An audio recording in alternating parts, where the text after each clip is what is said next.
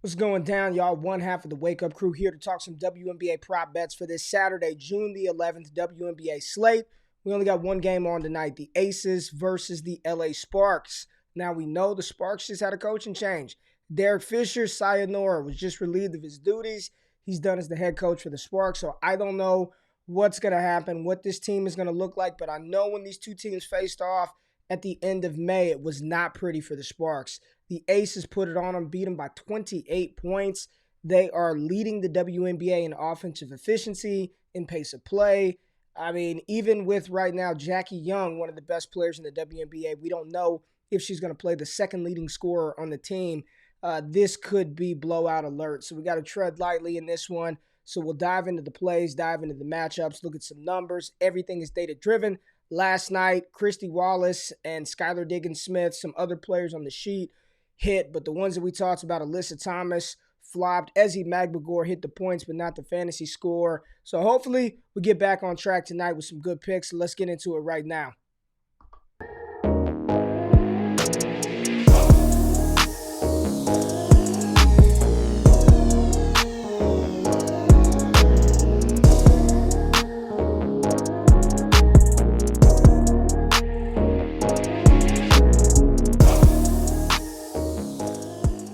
All right, so I want to start with the Aces, and I'm rolling with the lady, the woman who is killing it right now, Kelsey Plum from the Aces. Everything that the model spit out looks good for her tonight. If you want to take the fantasy points, we got it projected at 35.3. If you want to take the points at 17.5, we got it projected for 21. You look at what she's done over the last 5 games, 17, 19, 18, 23, and 32, getting 34 minutes a game.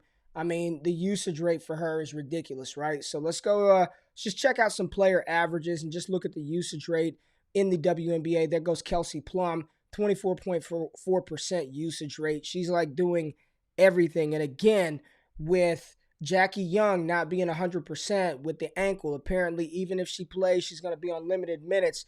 You're talking about a player who's being utilized a ton, one of the tops in the WNBA. Shout out to my Spari for providing us with some of this data. And then you just look at the team stats, right? Offensively, the Aces at the top of the WNBA in offensive rating. This is a great team at 10-2. Number one in the WNBA in pace per 40 possessions, 83.54, which is tops in the WNBA. One of the best defensive rebounding percentages teams in the WNBA. I mean, they are just offensively, they're going to do their thing, right? So you look at defensively, and this is what you don't want to see as a Sparks fan, but you'd love to see as an Aces fan. They're at the bottom in defensive rating. I mean, bottom at defensive rebounds, one of the worst teams in that category. So there should be tons of scoring opportunities for the Aces in this one, right? Points in the paint, they're right there in the middle of the pack at 32. So, this is one where I don't want to take too many players from the Sparks. This could be a blowout, and it seems like it's going to be points galore for the Las Vegas Aces, who put up 104 the last time they played. So Kelsey Plum, really like her points, rebounds, and assists number. She's hit this 26.5 number. I mean, you see it right here. I mean, she's lit up like a Christmas tree. You go to props.cash, and it's just green cash money, and I get it.